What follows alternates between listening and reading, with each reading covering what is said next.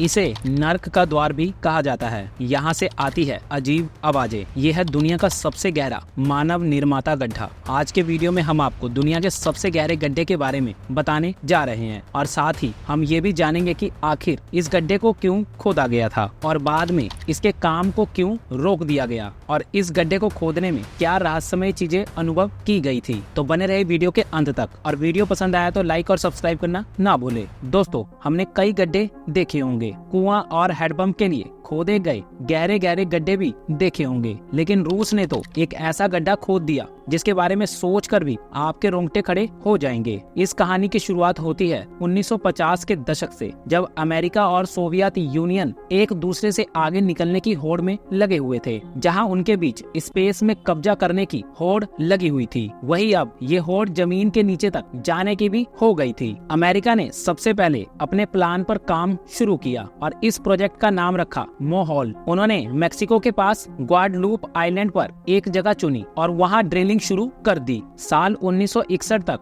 उन्होंने 601 फीट तक ड्रिल कर लिया था, लेकिन 1966 में अमेरिकी कांग्रेस ने बजट और मिसमैनेजमेंट का हवाला देते हुए इस प्रोजेक्ट की फंडिंग रोक दी थी। इसके बाद अमेरिका का ये प्रोजेक्ट वहीं अटक गया। अमेरिका ने मोहॉल प्रोजेक्ट को लेकर काफी उम्मीद जताई थी। इस प्रोजेक्ट का मकसद धरती के मेटल तक पहुंचना था। उन्होंने सोचा था कि अगर वे सफल हुए तो इससे उन्हें धरती के अंदर के बारे में काफी जानकारी मिल सकेगी। ग्वाडलूप आइलैंड को इसलिए चुना गया था क्योंकि ये एक ऐसा स्थान था जहां धरती की क्रस्ट पतली थी। यहाँ ड्रिलिंग करना आसान हो जाता, लेकिन अमेरिका का ये ख्वाब पूरा ना हो सका। उधर सोवियत रूस अपने प्रोजेक्ट पर काम करता रहा। उन्होंने मारा मनसक प्रांत में फिनलैंड और नॉर्वे बॉर्डर पर कोल आइलैंड में ड्रिलिंग के लिए एक जगह चुनी। ये जगह अंटार्कटिका सर्कल के करीब थी। इस प्रोजेक्ट का नाम रखा गया कोला सुपर डीप बोरहोल। मई 1970 में सोवियत रूस ने ड्रिलिंग शुरू की। उनका मकसद था धरती की गहराई में जाकर वहां के रहस्य को समझना। ये प्रोजेक्ट भी धरती के मेटल तक पहुंचने की कोशिश कर रहा था, जैसे अमेरिका का मोहॉल प्रोजेक्ट कर रहा था। कोल आइलैंड को इसलिए चुना गया था क्योंकि ये अंटार्कटिका सर्कल के पास था और वहाँ की जमीन में ड्रिलिंग करना आसान माना गया था। वहाँ की टीम ने पूरी तैयारी के साथ काम शुरू कर दिया। साल 1979 तक सोवियत रूस की टीम ने 12.26 किलोमीटर यानी कि 40,230 फीट तक ड्रिल कर लिया था। ये एक बहुत बड़ी सफलता थी। हालांकि ये धरती की कुल गहराई का केवल 2% से भी कम था, लेकिन इतनी गहराई तक पहुंचना एक महत्वपूर्ण उपलब्धि थी।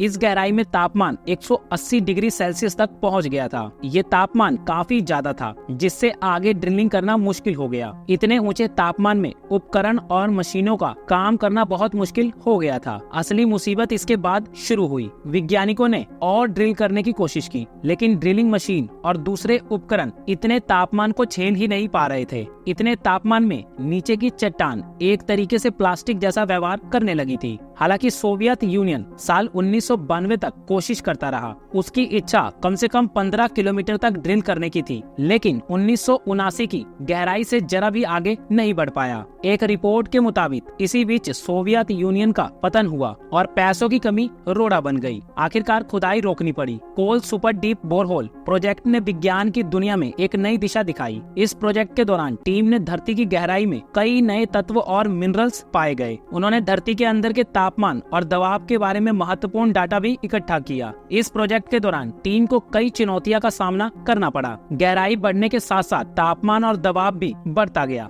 जिससे ड्रिलिंग करना बहुत मुश्किल हो गया था। इसके बावजूद सोवियत रूस की टीम ने हार नहीं मानी और कामयाबी हासिल की। कोल सुपर डीप बोरहोल प्रोजेक्ट से जुड़े एक मिथ भी खासा चर्चित है। कहा जाता है कि जब सोवियत रूस 40,230 फीट यानी 12.26 किलोमीटर से आगे ड्रिल करने की कोशिश कर रहा था, उसी वक्त एक अजीब घटना घटी। मिथ के अनुसार जब टीम ड्रिलिंग कर रही थी, तभी गड्ढे के अंदर एक चैम्बर टूट गया और अंदर से भयानक चीखने चिल्लाने की आवाज सुनी गई। ये आवाज इतनी डरावनी थी कि वहाँ मौजूद सभी लोग हैरान और डर गए थे। इस घटना के बाद कोल सुपर डीप बोरहोल को नर्क का द्वार कहा जाने लगा। लोगों ने दावा किया कि ये आवाज नर्क से आ रही थी और यही वजह थी कि रूस ने ड्रिलिंग बंद कर दी थी। हालांकि इन आवाजों की कभी पुष्टि नहीं हो पाई और वैज्ञानिकों ने इसे सिर्फ एक अफवाह माना। वैज्ञानिकों का कहना था कि इतनी गहराई पर तापमान और दबाव इतना बढ़ गया था कि आगे ड्रिलिंग करना संभव नहीं था, इसीलिए प्रोजेक्ट बंद करना पड़ा। लेकिन मिथ की वजह से लोग मानते हैं कि उन भयानक आवाजों के कारण ही प्रोजेक्ट को रोका गया। रूस भले ही 15 किलोमीटर की गहराई तक नहीं पहुंच पाया, लेकिन उसका कोल सुपर डीप बोरहोल प्रोजेक्ट कई मायनों में अहम और सफल रहा था। इस प्रोजेक्ट के दौरान वैज्ञानिकों ने धरती की गहराई में कई महत्वपूर्ण खोज कर ली थी।